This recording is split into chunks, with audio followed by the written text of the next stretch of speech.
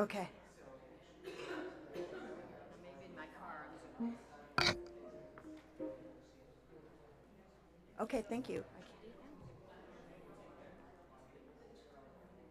Just ring the bell, and then.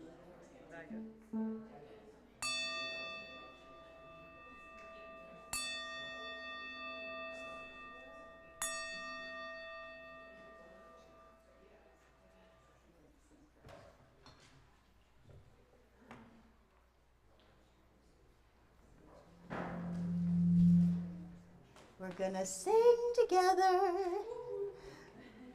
We're gonna sing it around together. Isn't this fun? Okay. So, gathered here in the mystery of the hour. I'll have you remain seated so everybody can see the words. I won't have you do motions because that will be really confusing if I'm doing one set of motions and you're not. So, but we'll sing it all together once, and then you know this, don't you, Linda? How about you take this side, and they'll be group one when it's time. Yeah, yep. I don't know if I can see that. Well, you can see there. Yeah, I can, yeah. Somehow, I'll see somewhere. You'll see something. Okay. So, introduction, please.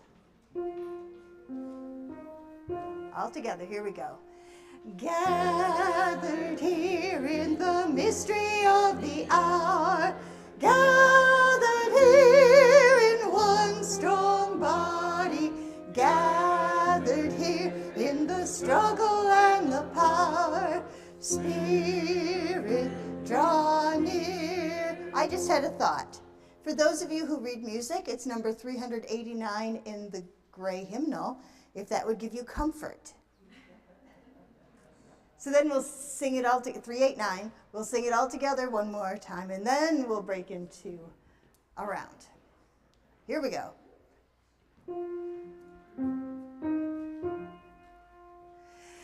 Gathered here in the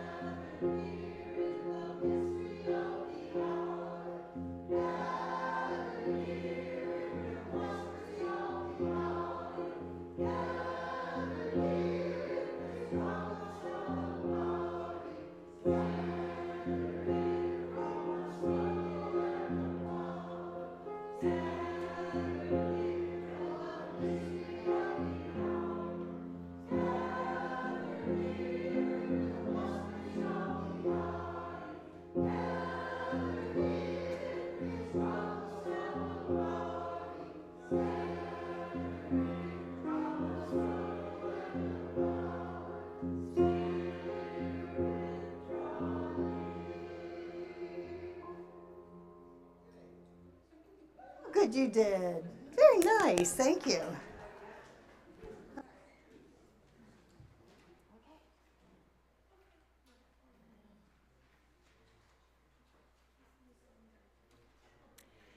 We come together this morning to remind one another, can you hear me?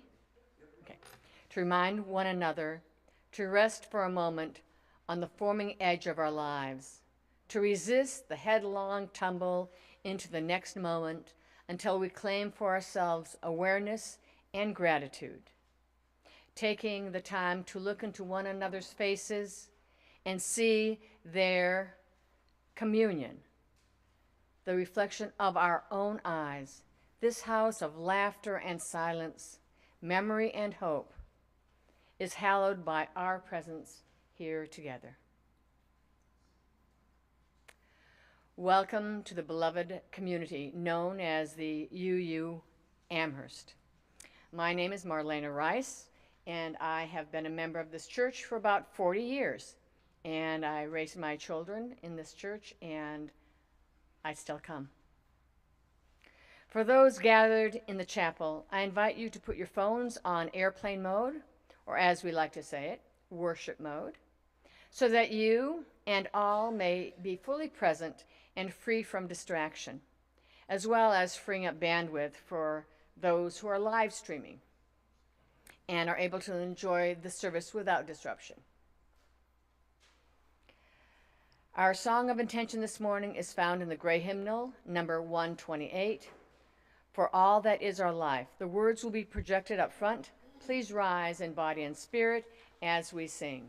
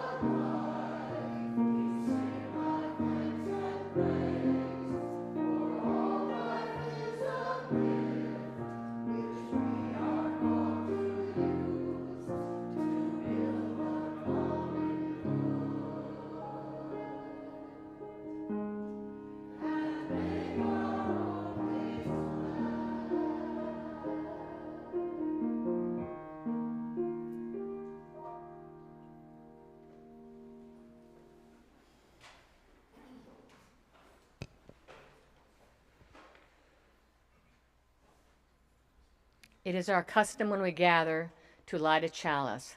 Linda Delory. I got it. I was practicing her last name. Thank you, Linda. You can wait.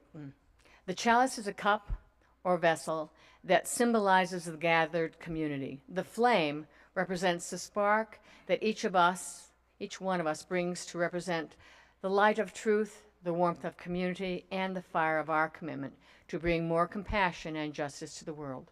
Please join me in our chalice lighting words as Linda lights the flame. We gather this hour as people of faith, with joys and sorrows, gifts and needs. We light this beacon of hope, sign of our quest for truth and meaning, in celebration of a life we share together. Each week, as we light the chalice to symbolize the gathered community, we also acknowledge that our church is built on holy ground, ground that was first cultivated and occupied by the Haudenosaunee and those known as the Neutrals. We offer this libation as our giveaway, a symbol of our respect for and deep connection with this land. Thank you, Linda. We are a beloved community, a gathering of people who have chosen to journey together, to encourage one another, and to be part of something important and life-changing. Because we aspire to be such people, we make bold promises about how we will be together with one another. Whether today is your first time or you've made UU Amherst your long-time home, you are invited to share in our sacred promise. We'll read together. Together we promise to gather in compassionate community, to celebrate diversity of thought and unity of spirit, and to seek wholeness for ourselves, our children, and our world. We are in the midst of our season of generosity as we make pledges of financial support to UU Amherst. Our financial contributions make this place possible, from keeping the lights and heat on, isn't it comfy in here today? Yes. To supporting the mission and various ministries and activities of the congregation. Unlike some other faith communities, we do not receive funds from the National Association. In fact, we contribute to them so that they are able to offer programs, staffing, and to continue to amplify the liberal values of Unitarian Universalism in a polarized and politicized world. Throughout this season of generosity, we are hearing testimonials from members and friends who have made UU Amherst their home and who give of time, talent, and treasure. And Marlena is going to share her story with us. Good morning again. This church is very important to me. I have friends here. This is part of my community. I met my ex-husband here. We still hang out together. It's a great place. So, why did the Unitarian Universalists cross the road? To support the chicken in search of its own path. UUs, as we are called, are basically good people who, for the most part, try to live by the 7, it's becoming 8 principles, suggestions. Today, I have a couple of personal notes. Brian was about to leave for Thailand to continue his research into childhood and infancy mortality. He did, came home safe, and now is doing work with the indigenous populations in Alaska. My older son, those many years ago, had just been invited by the White House to attend a briefing and present a paper on homelessness before the Obama administration rolled out its initiative. No, he did not meet Obama. I wanted him to. He just gave a talk in a building, and this coming week he'll be back in D.C. again, meeting with others about our national homelessness epidemic. I am, of course, proud of my sons, and also proud that they grew up in this church. My sons grew up right here.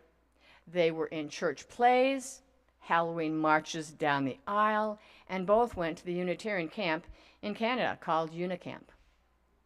My older son still meets with his Unicamp friends once a year up there. Now they're all 50 years old. I mean, this is a great place. I cannot put a price on what this church has done for me and my children. It gave us the basic tools. This church has let me go from being a very strict atheist, that's how I was raised, when I walked through these doors, to sort of a Buddhist Unitarian Universalist, all while being and embracing what it is to be a Unitarian Universalist. And without this church, I would not have survived the death of my first husband. This community gathered around me during this personal crisis and let me fall apart and help me put myself back together again.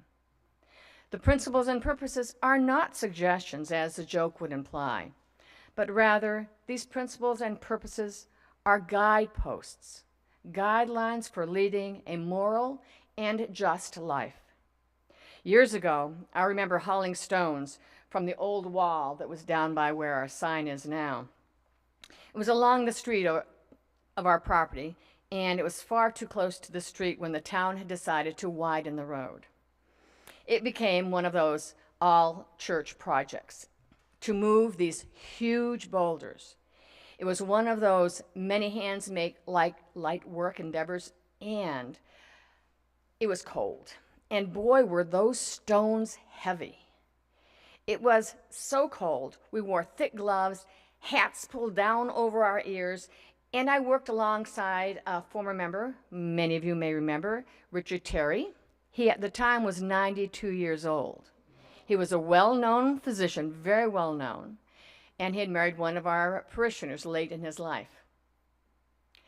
There I was hauling these heavy stones and wondering why this very old and a bit frail man was doing this laborious work. He didn't have to. He didn't have to be there. He and I worked side by side. I turned to Richard and said, "Why are you loading and lifting these stones into the wheelbarrow?" He said, without a blink of an eye, "To pay back my debt to society." So what debt do I have to this church?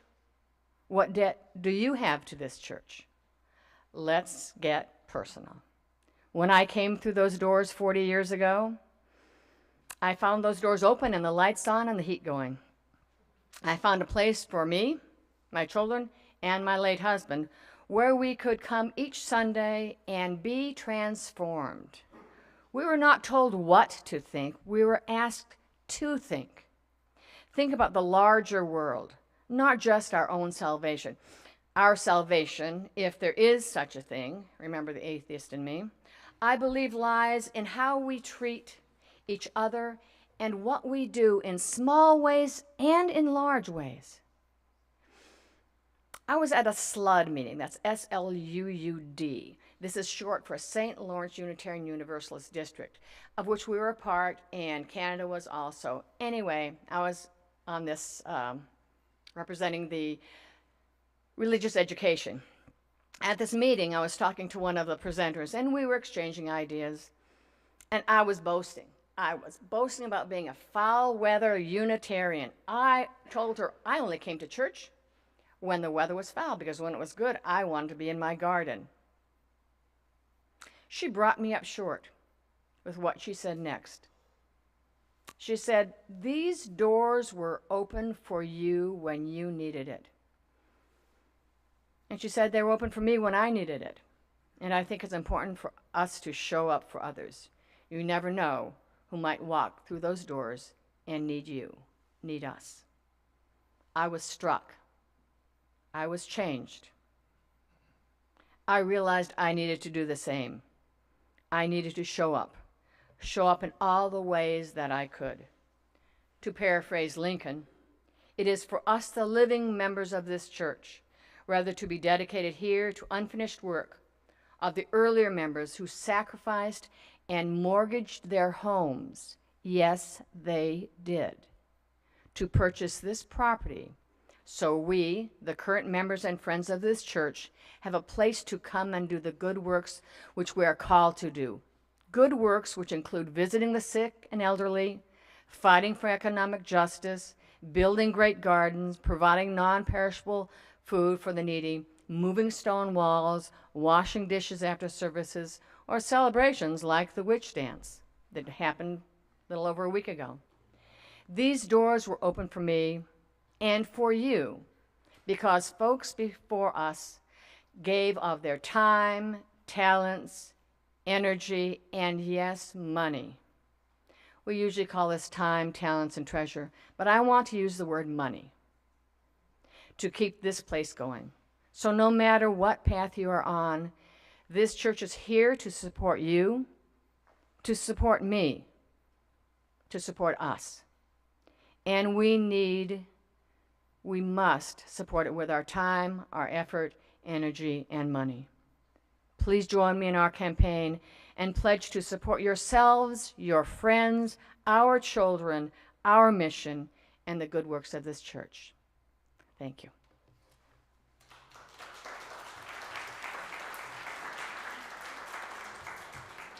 Thank you, Marlena.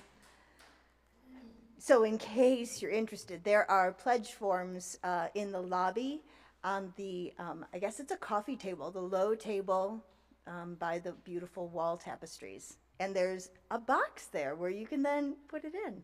It's so convenient. It is time for a wisdom story. And I couldn't decide. So I'm a Libra. How many Libras are in the room? Really, just the two of us? Yeah. Oh, okay. Didn't see you. Sorry. Decision making can be challenging for us, because it's like, oh, well, I could do, well, or maybe, and So with no knowledge whatsoever, except that both of these stories are about buried treasure, you have book A and book B. Two different stories, I promise they're two different stories. So with no knowledge except for whatever intrigues you, they're about the same size book. It's not the whole book. It's like a one-page thing, don't worry. So, the story in book A. Clap for book A. Thank you. For book B.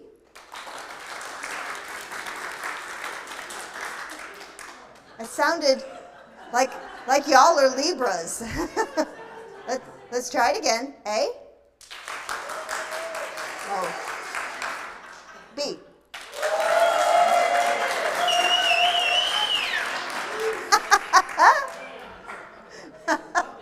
Y'all are a hoot. Okay. The story that is found in Doorways to the Soul. Let me just make sure which one it is. So this is a Sufi story. And since I was undecided as to which story I would do, I'm going to have the script here so that I don't accidentally swing into the other story. So there was once a farmer laying on his deathbed and despairing of the fate of his lazy sons. Near his final hour, an inspiration came to him, and he called his sons to his bedside, and he drew them close, and in a whispery, so close to the end of his life voice, he said, I am soon to leave. Oh, I sound like the Godfather. I won't do that anymore. I am soon to leave this world, my sons, and I want you to know that I have left a treasure of gold for you. I have hidden it in my field. Dig carefully and well, and you shall find it. I ask only that you share it amongst yourselves evenly. The sons begged him to tell them exactly where it was buried, but the father breathed his last breath and spoke no more. As soon as their father was buried, the sons took up their pitchforks and shovels and began to turn over the soil in their father's field. They dug and they dug. Remember, they were lazy sons. They dug and they dug until they had turned over the whole field twice. No treasure. But they decided that since the field was so well dug up, they might as well plant some grain as their father had done. The crops grew well for them. After the harvest, they decided to dig again in hopes of finding the buried treasure. Again, no treasure. But a field prepared for sowing, and so this year's crop was even better than the one before. This went on for a number of years, until the sons had grown accustomed to the cycles of the seasons and the rewards of daily labor. By that time, their farming earned them enough money to live a happy life. It was then that they realized the treasure their father had left for them. And now you're wondering, but what was the other story? Another day. Okay.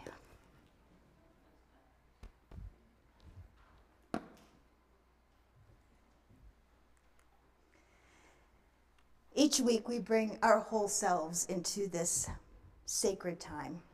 We bring our joys and our sorrows, our cares and concerns. And the table where we gather is at the center, at the heart of UU Amherst. I invite you to come forward and to place a shell or a stone on the table labyrinth in recognition of all that you bring and all that you are. May we remember that we are called to heal and to bring love to the broken places. Come forward as you will.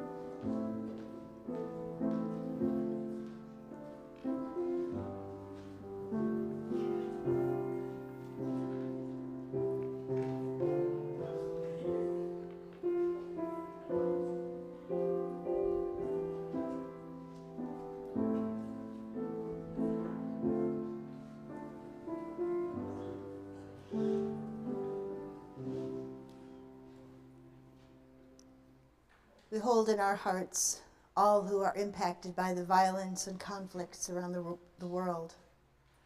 We pray for peace and an end to violence. And I say, hold your own tender hearts in loving care. What we do here each week, meeting one another around the table, placing a stone or a shell, bearing witness, this is the most sacred thing we do. Each year at this time, we recognize and honor those who have died in the last 12 months. And so here now the names of those among us who have passed. Joan Staple, Jack and Betty Howell, Ken Stewart, Mark Yusevich. Acknowledging that my knowledge is incomplete, I invite you to call out names of those that you have loved and that have passed in the preceding 12 months. And those on the live stream may wish to type those into the chat. And so, in no order, sometimes speaking over one another.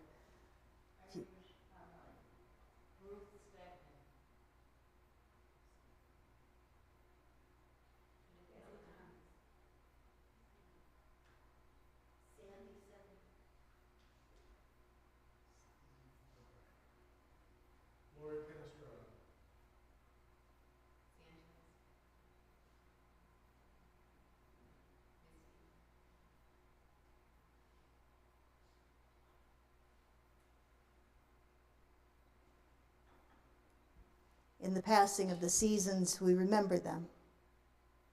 When we are weary and in need of strength, we remember them. When we have joys we yearn to share, we remember them. So long as we live, they too shall live, for they are now part of us as we remember them.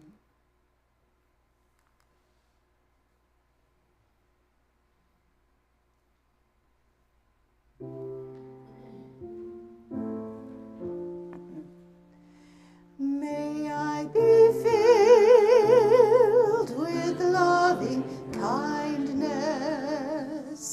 May I be well. May I be filled with loving kindness. May I be well. May I be peaceful and at ease. May I be whole. May you be filled with loving kindness. May you be well. May you be filled with loving kindness. May you be well. May you be peaceful and at ease. May you be whole. May we be filled with loving kindness. May we be well. May we be filled with loving kindness. May we be well. May we be peaceful and at ease. May we be whole.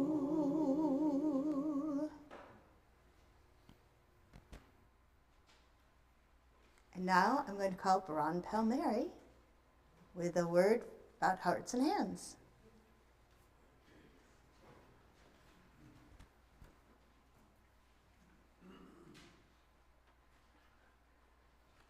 just a brief testimonial. I've now been a volunteer with the Hearts and Hands program for a little over 8 years. And I'm also the liaison person between our church and the Hearts and Hands program. Reverend Michelle has often emphasized that we strive to become a loving community. I feel that being a volunteer with Hearts and Hands has given me a small opportunity to do my part to help build a loving community. I often think of what Mother Teresa once said when she said, "We cannot do great things on this earth. We can only do small things with great love." We cannot do great things on this earth. We can only do small things with great love. Being a volunteer with Hearts and Hands, I feel, is a definite opportunity to put our faith into action. I'd now like to introduce the executive director. That's how important they felt it was to be coming to our church, to bring the executive director, Aaron Carlson, to speak to you a little bit more about the program.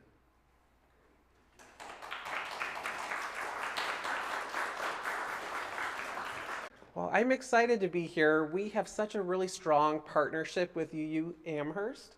We have several volunteers from this congregation, and you guys are making such a major impact in the community. So I want to share just a little bit about the progress of Hearts and Hands and what it is that we do. But before I do that, I just want to invite you to take a moment to think about all the places that you've visited over the last month. Just think about that for a moment. You're certainly here with us today. Perhaps you've gone to the grocery store, a doctor's appointment, maybe you've gotten your hair cut, gone to the senior center, or even gone to work. Now just imagine for a moment that your vehicle was taken away. How would that impact where you need to go? How would that impact your social supports? How would that impact your relationships with your friends and your family? It's not just about losing access to being able to get things like groceries. Even with the innovation of programs like Instacart, some people don't have access to the internet, or they simply don't know how to navigate well online, or they can't afford the surcharge that comes with Instacart. Losing your transportation isolates you from community. We've got an epidemic of social isolation here in this country. Recent studies from AARP have suggested that being socially isolated is the equivalent to smoking 15 cigarettes a day. Think about that just for a moment, 15 cigarettes a day. There are older adults and people with disabilities in Amherst who are reliant on the community to assist them with their needs. Hearts and Hands currently serves around 271 people in Amherst, with another 118 people on our waiting list for services. We can only serve as many people as we have volunteers in the program. So UU Amherst, you're a community with many gifts. Since our partnership with Hearts and Hands, you've already traveled 11,026 miles across the neighborhood to assist your neighbors, and about 1,000 one-way trips. The volunteers in this congregation alone have volunteered 1,303 hours of love to this community, and we thank you for that. The vision of Hearts and Hands is one where together we see neighbors serving neighbors to foster community connections, live independent and healthy lives. We know that transportation is a barrier to living a healthy and independent life, but we also know that community connections, neighbors helping neighbors, and faith communities witnessing their faith through action is a remedy. Let me just share with you a moment, a testimonial we received from someone named Audrey who has macular degeneration, who lives with her sister and relies on her. I'm very grateful to have found Hearts and Hands and to have such a wonderful volunteers helping me to get where I need to go. I have macular degeneration due to my limited vision. I have to depend on others to get to my appointments. I feel very blessed that someone recommended Hearts and Hands to me. It has helped eliminate my stress and worries about getting places when my sister cannot help me. So we're so grateful to communities like yours that help our neighborhood. Hearts and Hands is a nonprofit organization that helps connect volunteers to older adults and people with disabilities in the community. These volunteers assist with transportation, grocery shopping, household chores such as changing a light bulb, minor home repairs, assembling furniture, or setting up those pesky smart TVs in your home. We even have volunteers who will go out and help with gardening and yard work. Volunteers can also volunteer to be a social companion by just sharing a cup of coffee or a meal together, or simply placing a phone call with someone once a week to check in on them. Volunteers go through training to orient them to the program and support them in feeling comfortable and volunteering in the community. Volunteers receive mileage reimbursement and supplemental car insurance while they're serving the program. The beauty of a faith community such as yours partnering with Hearts and Hands is that we take risk management out of your hands, but we also coordinate the needs within your community so you can focus on responding to the needs. Care recipients are referred to Hearts and Hands through a variety of means, such as churches, Office for the Aging, and senior centers. Care recipients go on to a waiting list, and as we recruit a volunteer, we're able to take 2 people off the waiting list. We conduct an in-home assessment with the care recipient to build rapport, evaluate their mobility, and connect them to additional resources. Care recipients can then call in any request. The coordinator places the details about the request and rapport builders into our online volunteer portal. Each week, volunteers will receive an email with opportunities in their area that are coming up over the next couple of weeks. You then have the opportunity as a volunteer to decide if you're available that week, which opportunities speak to you, and if you're not available that week, you simply delete the email. So we make it very easy and very flexible. There shouldn't be an Amherst community where people feel isolated, abandoned, or unseen. So let us respond to the community that we're being called into by serving our neighbors. So I'm excited to be here. I will be with you afterwards to join you for the coffee hour. If you want to learn more about Hearts and Hands, or you feel called to serve in the program, I'd love to speak to you more about it and get you signed up as a volunteer. So thank you again for all of your support, and enjoy worship today. Thank you.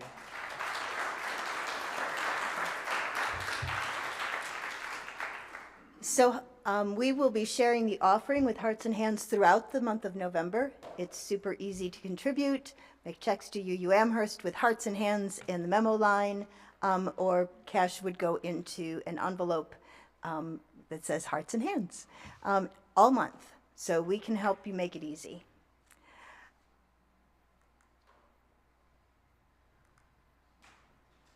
In the Gospels, Jesus is purported to have said, for where your treasure is, there your heart will be also. Heart and treasure go hand in hand. You can tell what things are important to a person by the amount of time, energy, and money that they invest in those things, people, or activities. How many of you have at one point had someone in college other than yourself? How many calls for money did you get? Yeah, more than we can count. Because our hearts are there, right? So relationships are important to me, and I invest my time and energy and resources on building and sustaining relationships. And so Les and I put our treasure, our financial resources, where our heart is. That's here.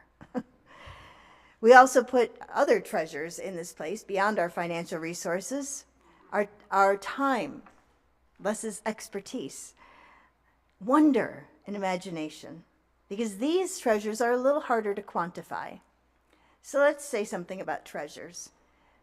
We purposely put them places. We don't necessarily throw them out like breadcrumbs to birds. There is nothing quite so enlightening as tracking your financial treasures. One woman, not me by the way, discovered after going back through her check register that apparently her heart was in shoes. If the story were about me, we'd discover that my heart is in books. No surprise. And Cheetos. If we don't purposely place our treasure in the place where our heart is, in other words, supporting our values, we may be chagrined at what our spending says about us and what we treasure. So in the story, we discovered that sometimes treasure is different than we expect it will be. Sometimes it takes a lot of work, a lot of coordination and cooperation. Sometimes gifts are tangible, like your ability to fix a broken porch or run wires through the building to make technology work, or the money that you contribute to our operating expenses, our social justice offerings, like with Hearts and Hands, and other ministries. And sometimes those gifts are not quite as tangible, but definitely noticeable, like the way your calm spirit can diffuse a potential conflict, or the gusto with which you sing and participate in worship. These treasures come in the form of talents and abilities, creativity in action. You might be thinking, I'm not creative, I don't have talents. I invite you to broaden your thinking about